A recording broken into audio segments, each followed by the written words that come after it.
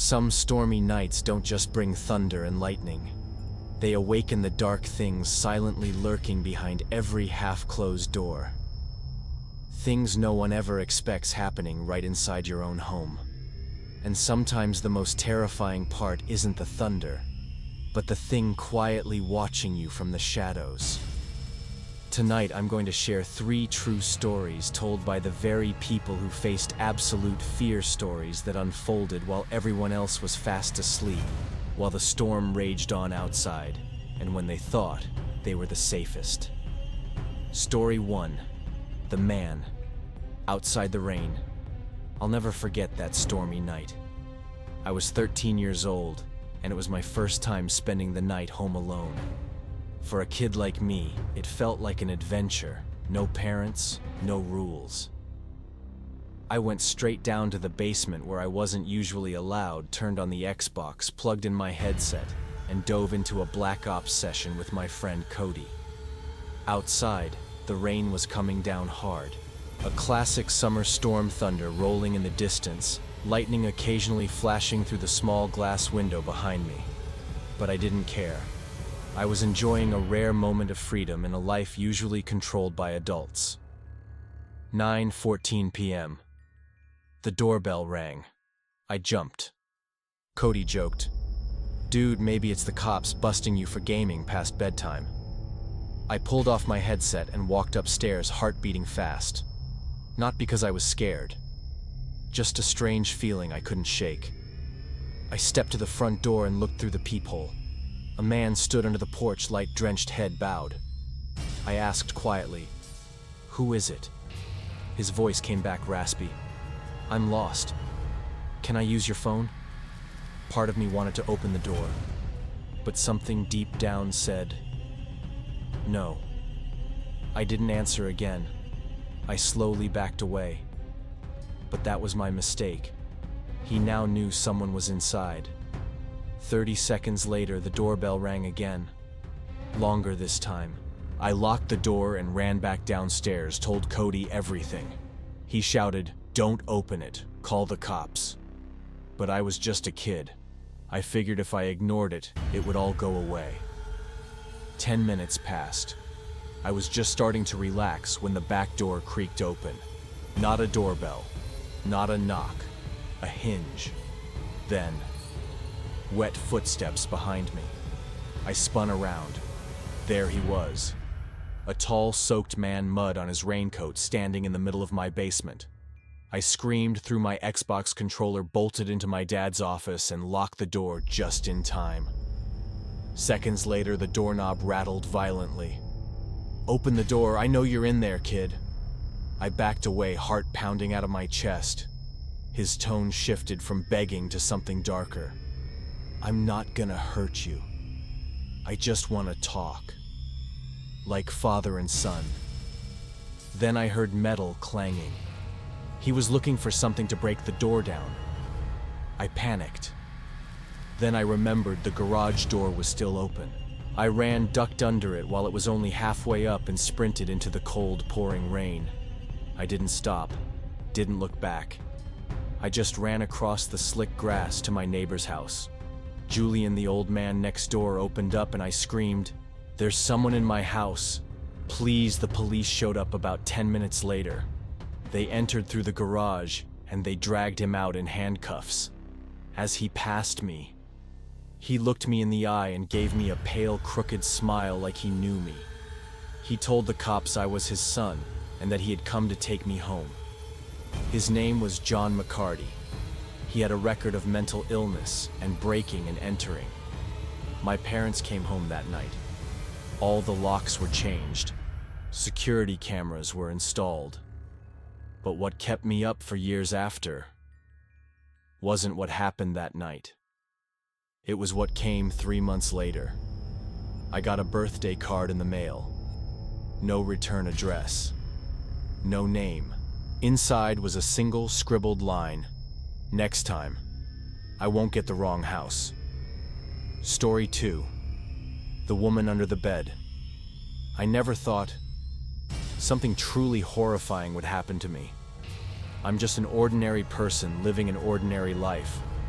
All the scary stories I'd ever heard always belonged to someone else until that night. It was around 4 a.m.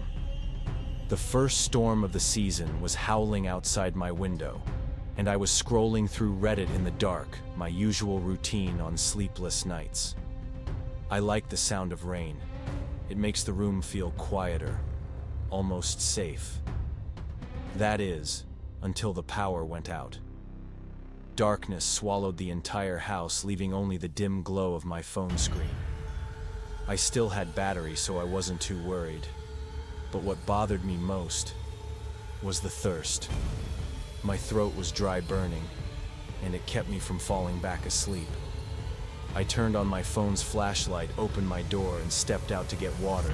As soon as I opened it, a wave of icy air hit me in the face, so cold it made my skin crawl. The living room, normally warm, felt like a walk-in freezer. And the farther I stepped out, the stronger the breeze became, as if someone had left the front door wide open. And they had. The sliding glass door to the backyard was swinging in the storm wind. I froze. My instincts told me something was wrong. But I brushed it off, thinking maybe my grandfather, who smokes early in the morning, had forgotten to shut the door. I closed it, locked it tight, and headed back to my room with a glass of water. The unease lingered, but I tried to ignore it. I set the glass down, pushed my desk chair against the door, and pulled the blanket over my head. And then, I felt a shift beneath me. A soft, subtle pressure on the mattress, like a spring being pressed from below. I froze. It wasn't in my head. I'd checked the closet, checked the windows, checked the doors, but I forgot to check under the bed. My heart was pounding. I rolled over, grabbed my phone, and with a trembling hand shined the light beneath me.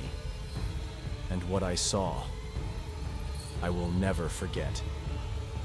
A woman, if you could still call her that, pressed against the floor, eyes glowing red, a wide, grotesque grin stretched from ear to ear. Her teeth were yellow, jagged, and sparse, and she was staring at me, unblinking. We locked eyes in dead silence. I couldn't scream. I couldn't move. Until she let out a shrill, screeching laugh like a witch in a nightmare, and I bolted upright, shoved the chair out of the way, and ran. I sprinted to my grandfather's room, banging on the door like a maniac. He burst out holding a revolver. I didn't even know he owned a gun. When I pointed toward my room, he didn't ask questions. He nodded and charged in. My grandmother and I only caught a glimpse, a pale blur darting out the window and vanishing into the storm. He didn't chase, but he fired a warning shot into the air. A message. We didn't call the police. No cameras, no evidence, no idea who she was. All I know is, she had been under my bed watching me for hours. Maybe since before I got up for water. Maybe since the power went out. Since that night, I never go to sleep without checking under my bed. And if you're lying there now in the dark with the wind whispering through your window, take a quick look. You might just find a pair of eyes already looking up at you. Story 3. The Voices from the Dark. That August, my girlfriend Cass and I decided to escape the city for a few days. We went up to my family's old mobile cabin in the upstate mountains.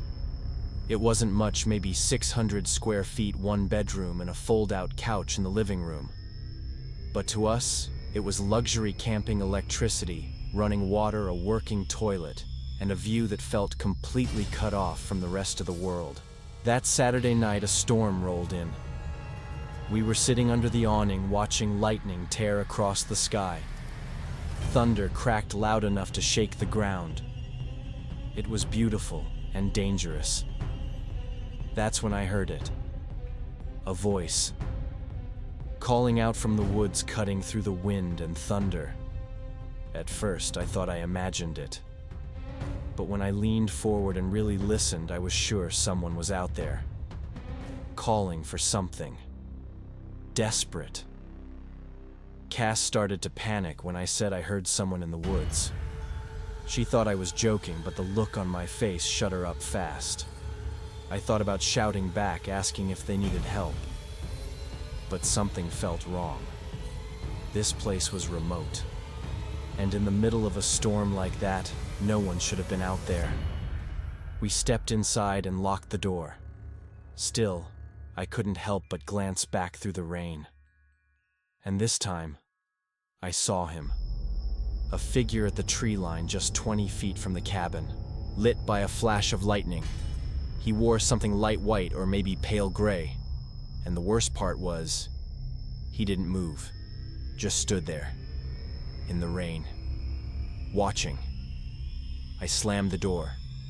My heart was racing. Cass looked at me terrified. I tried to calm her, but deep down I knew something was off. Then we heard it. Footsteps. On the wooden porch. Even through the rain hammering the roof, we could hear them deliberate, measured. There was no knock, no voice. Just the soft rattle of a doorknob, or someone testing it. I signaled for Cass to hide in the bedroom. I crept into the living room, turned off the lights, and yanked up the curtain. He was right there, standing at the window, staring inside.